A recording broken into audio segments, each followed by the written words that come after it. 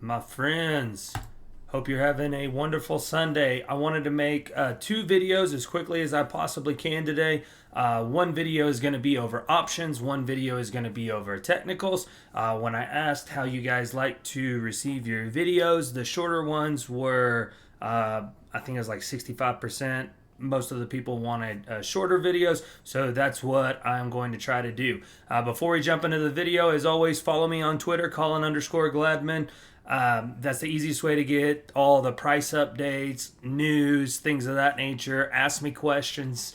So please follow me on Twitter if you haven't done so already. Also, too, the deal, you guys know it. Nothing I say is financial advice. Everything I am doing is for educational purposes, to try to help you become a better trader, just like people did for me when I first started. So, once again, this video today is going to be purely about options. I did a cycle video yesterday, so if the cycle's more your thing, go watch that video. If you like talking about options and covered calls and covered puts and everything like that, that's what this video is going to be about. And then the next one that I do is going to be more of the technical video, based on the chart. So this video, I'm not even really going to pull up the chart. In fact, I don't even have it up here. I do want to actually have it up just in case. There we go. All right, so starting out today, let's go to the option chain. So once again, up here, I'm looking at the March 11th expirations.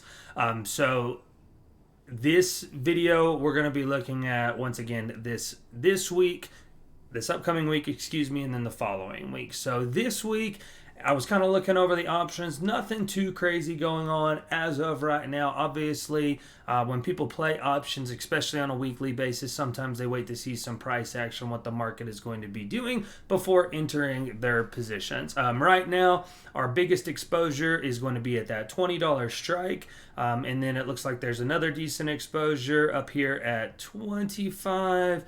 And then we've got some at 30, and then of course we've got 7,600 out here at 40. A lot of those are probably going to be ones that when AMC was up in the 40s, those were going to be ones that were bought quite a long time ago. When we scroll down here to puts, what we're going to be looking at is puts wise right now. Not a ton of stuff below us. There's 2,600 open interest at the 15, but it looks like up here at 19 is going to be the biggest wall to get through at 7,289, and there's a decent amount at 18, and then there's a few at 17 as well. So those are going to be, that's already kind of showing me that that's going to be our trading range this week. More than likely, obviously, anything can happen.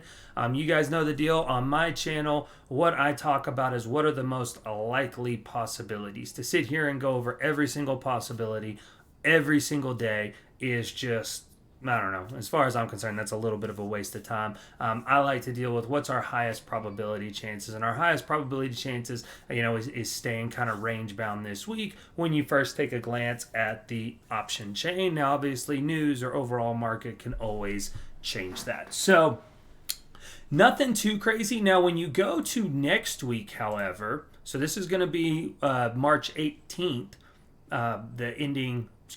the options that end on March 18th. So that's a monthly options expiration date. So those are always going to have way more open interest because those are going to be for the people that have bought these out, months and months in advance. So you can see, maybe you can't, but you can always pull it up. I'm just on the Yahoo Finance. When you Google AMC option chain, it's the top one that pops up. So that's the one that I'm using.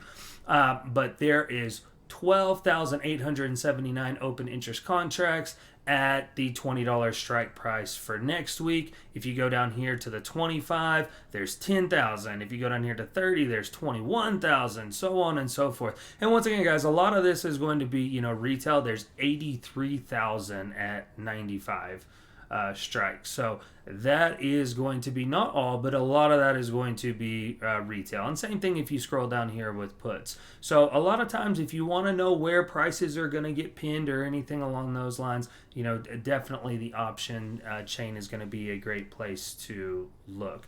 Now, once again, guys, you guys know me. When it comes to the way I trade and handle my AMC position, I don't do options. Okay, I buy shares, I do cash secured puts, I do cash covered calls, and that is how I manage my portfolio. People ask me all the time when I do my cash covered calls, why don't you just buy puts, to hedge against the downside?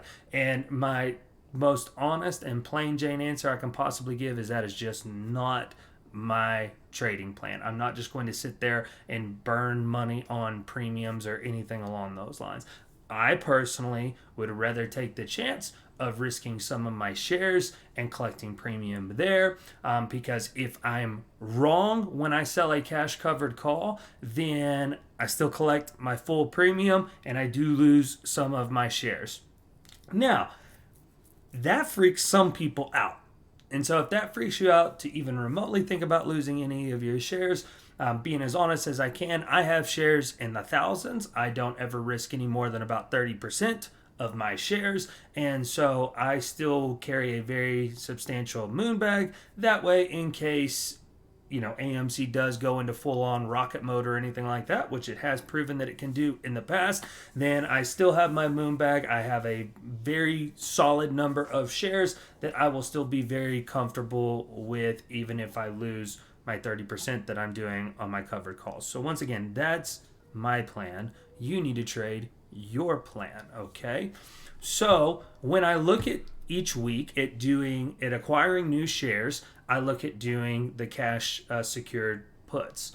When I look at if I think there's going to be potential downside, I'll be honest, I'm going to play this stock the same way institutions or hedge funds or anything like that are going to play. I'm going to ride the waves going both ways. I'm not just going to sit there and watch my portfolio melt and not make money and acquire more shares along the way. Large institutions, I believe, are accumulating shares, and so I'm going to be doing the same thing. So what I like to do is I use Option Strap. It's just a great little tool that you can come up here, and whether you're looking at covered calls or covered puts, it's going to tell you your premium. Now, when you do covered calls, essentially what you're doing is you are agreeing to, let me stop and back up. So when people buy options, they pay the premium for the right to own 100 shares. I play the other side of that. I own the 100 shares or will buy the 100 shares, and I collect the premiums along the way. So, for instance, on a covered call, you'd be looking at what price am I willing to sell my shares at, okay? So you can use this little slider right up here at the top. So if we went right at the money, AMC closed at $16.57. So the closest to at the money we can be is the $16.50 contract. If you put 100 shares of your AMC on the line, you would receive $103 in premium. Now, at the end of the week, if AMC closes above $16.50, then your shares would be called away.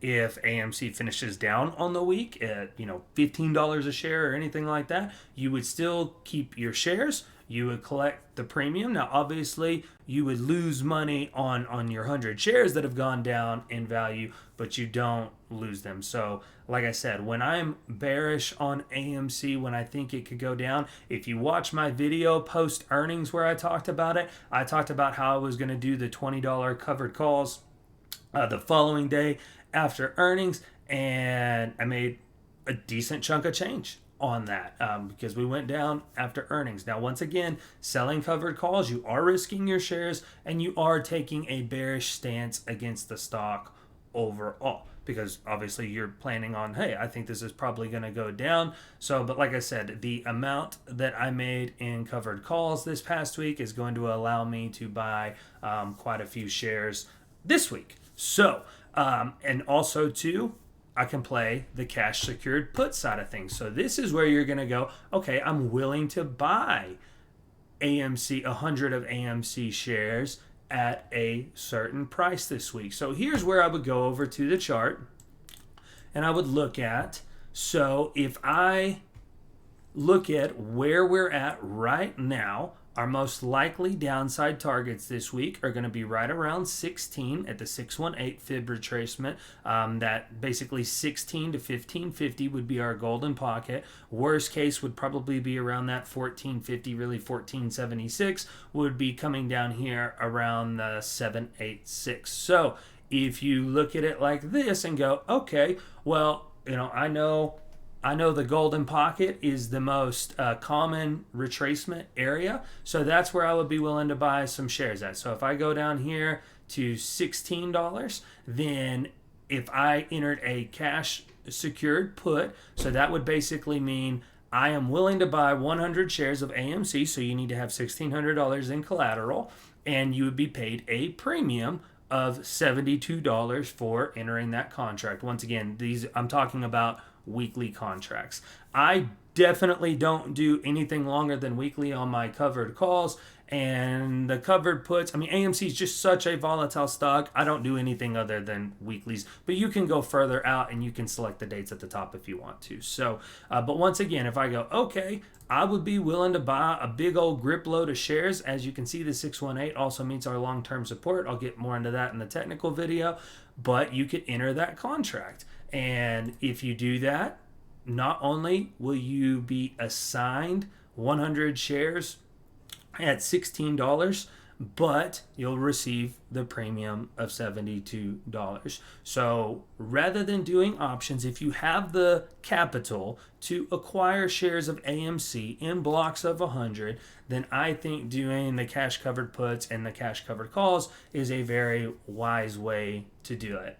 Now, the downside is, let's say you do your cash covered put, but you're like, man, no matter what, man, AMC hits this 618 retracement.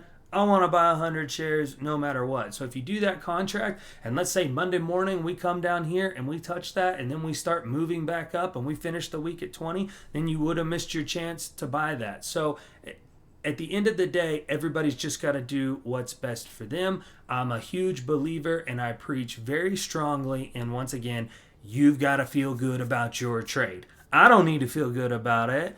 Nobody on the internet needs to feel good about it. You need to feel good about it, because guess who has to live with your portfolio? You do. All right. So at the end of the day, I always make trades based off of when I put my head on the pillow at night, what can I sleep with? So at the end of the day, that's kind of what I'm looking for. We're going to be let me go back to the March 11th. So my anticipation is we're going to be range bound a little bit here in this sort of $16 to $20 range, more than likely this week. Once again, extenuating circumstances set aside, and that can be good or bad.